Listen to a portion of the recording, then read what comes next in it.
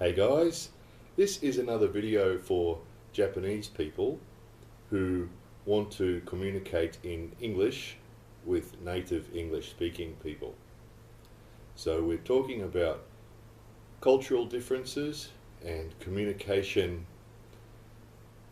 points that are different when we communicate in English than what they are when we communicate in Japanese.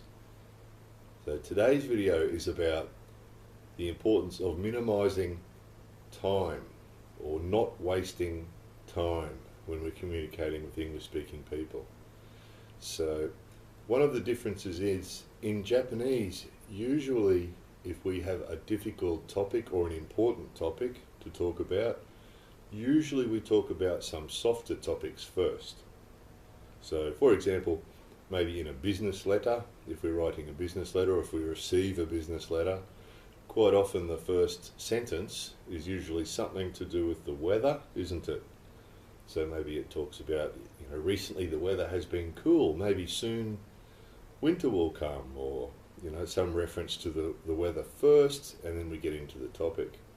And in Japan, we consider that to be polite and gentle, don't we? It's a gentle communication. So we talk about something softer first, and then we talk about the business or the important point. Even at meetings, don't we? Minasan honjitsu wa oisugashii naka, and then we talk about something a bit soft, and then we get to the topic. And that's polite in Japan, but for most native English speaking people, they will become frustrated by that if we do that too much. So, for example, in the business letter, usually in native English business letters, we go straight to the point. Dear Mr. Smith, regarding your house, and straight to the point. So that's one example. There's many other examples.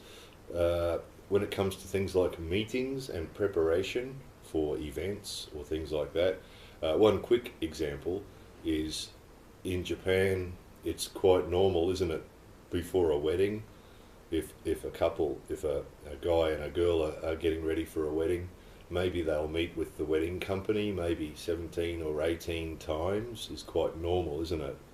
At least a dozen times, but 17 or 18 times would be quite normal. In most English-speaking countries, that would be really unusual. Usually it'd be maybe 2 or 3 times or maybe 4 times, because it's a different way of thinking. In Japan, we feel that spending lots of time with the customer is being kind, don't we? We think that if the wedding company or the bank or somebody else spends lots of time with the customer, that it shows that they care about the customer and they're looking after the customer. But in most English-speaking countries, they see it differently. They want to save the customer's time. So usually the focus in English-speaking countries is that you can do things quickly in a short amount of time. And they'll put that in TV commercials.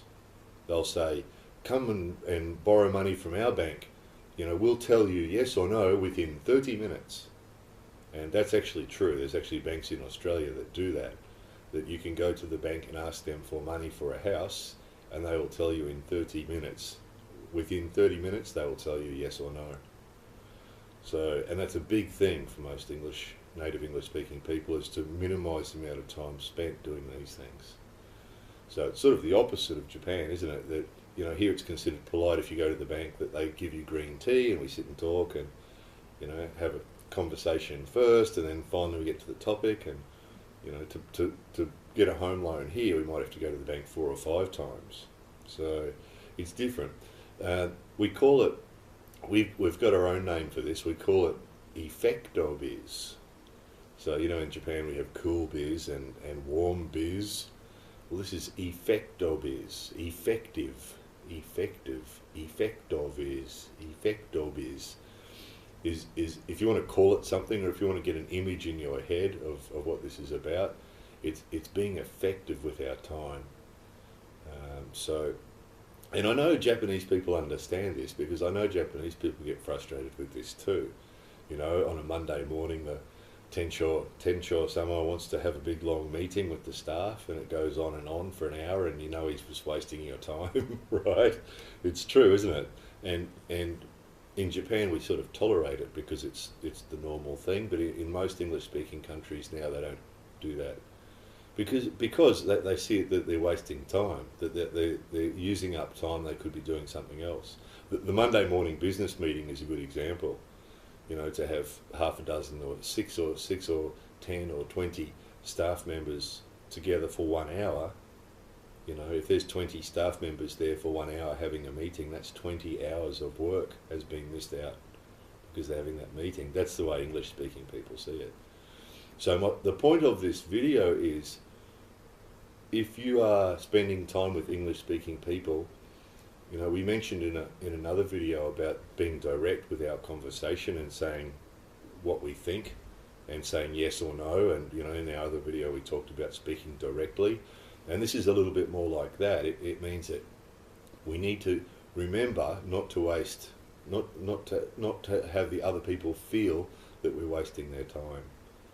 So, you know, we have to get to the point, and most native English speakers admire people who get to the point. You know, it's really important, and it's the opposite from Japan. If you know, if you spend too much time talking about the weather and about other topics, we do it. Oh, geez, isn't it hot today? Isn't it cold today? We do that, same as we do in Japan. You know, it's now.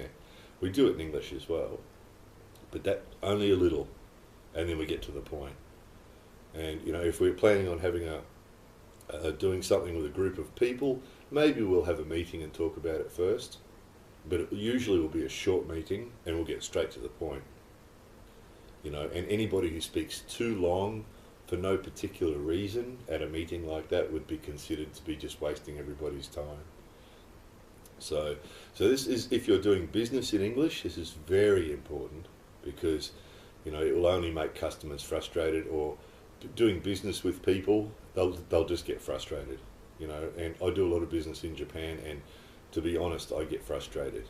That, you know, I send an email, like another email comes, another email, and you know, 10 emails backwards and forwards, and let's have a meeting, and let's meet, and let's go and have dinner, and in Japan it's normal, but for English speaking people it's just frustrating because we just want to do it.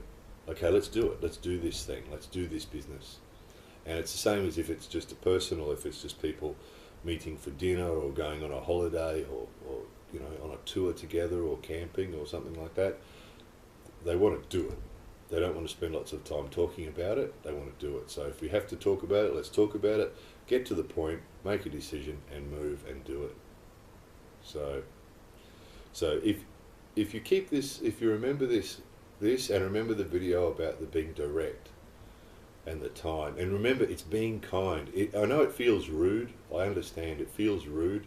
We are used to spending lots of time and being polite and talking about the weather and being gentle, and I know that being direct and getting to the point really quickly, and so it's going to be very difficult for us if we've lived in Japan. You know, to have do that different style can be very difficult. But please remember that the other people will think it's good. You know, that this is a good example of the culture difference, where if we do the Japanese style, they will just get frustrated. So we have to do their style. We have to do the English-speaking person's style, and we have to get to the point and not waste lots of time. No need for lots of meetings. You know, do we really need this meeting? No? Okay, well, we won't have this meeting. You know, or do we need 3 meetings? No, let's have 1 meeting. You know, I had to deal with a wedding centre in Japan, and we'd go to the wedding centre for 1 hour, and they'd ask us lots of questions for 1 hour, and they'd say, okay, see you next week. And for English-speaking people, my feeling was, well, ask me the other questions now. Ask me some more questions now, so we don't have to come again next week, you know. But of course we didn't. Thank you very much. See you next week. Mataraishi onegaishimasu.